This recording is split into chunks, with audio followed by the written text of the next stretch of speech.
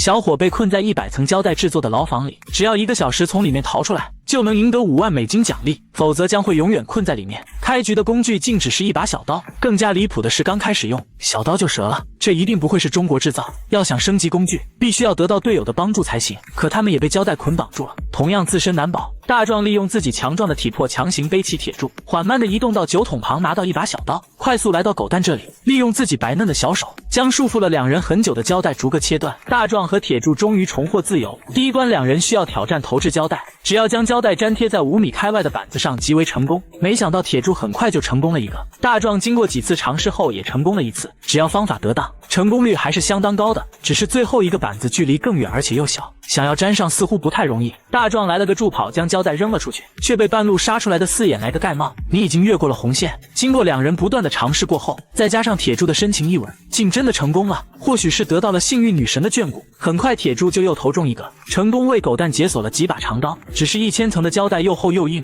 砍在上面并没有什么效果。无奈的狗蛋只好用刀尖顶在胶带里，直接扎破10几层胶带，再用刀刃将胶带切割下来。就这样，他不断的尝试了各种工具后，效果着实有限。他非常渴望得到更加给力的工具。第2轮挑战需要穿过胶带墙，拿到里面4个相同的图形，就能解锁新工具。铁柱负责刺穿胶带扎图形，大壮负责在一旁指挥位置。可这无异于蒙眼挑战，在大壮的指挥下，铁柱也成功扎到一个。真没想到2个人的配合如此默契。没过多久，他们便搜集了4个相同的红色图案，成功为狗蛋解锁了2把小镐头。明显这件工具非常给力，几镐头下去便将胶带刺穿很多层。2把镐头交替使用，如同砍瓜切菜一般。可很快他便没了力气，只好用手撕开一道道裂缝。另一边，在铁柱和大壮的配合下，又刺到了4把斧头图案，成功为狗蛋解锁了2把斧头。刀刃也是非常锋利，砍在胶带上直接就能切断。接着便用手去撕，看上去足足有100多层厚度，再利用长刀切割下来，效果还是非常明显的。另一边队友也将接受第3轮挑战，这次2人需要保护花瓶，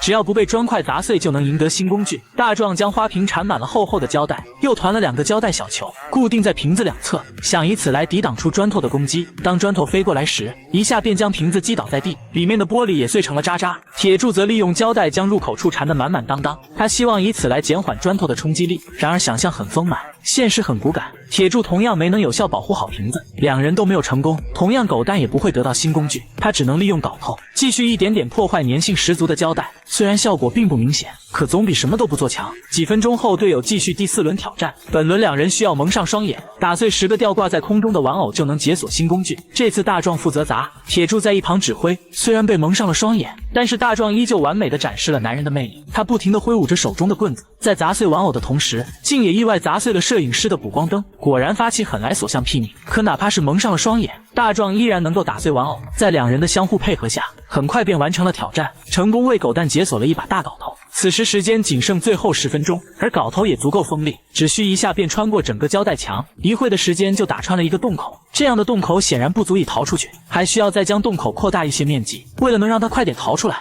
铁柱在外面帮忙，狗蛋则在里面不停地用力砍砸，甚至大壮也帮忙撕胶带。狗蛋尝试性的想要钻出来，铁柱和大壮2人直接将狗蛋从牢房里抱了出来。在时间仅剩不到1分钟时，成功从里面逃了出来，同时也拿到了应有的奖金。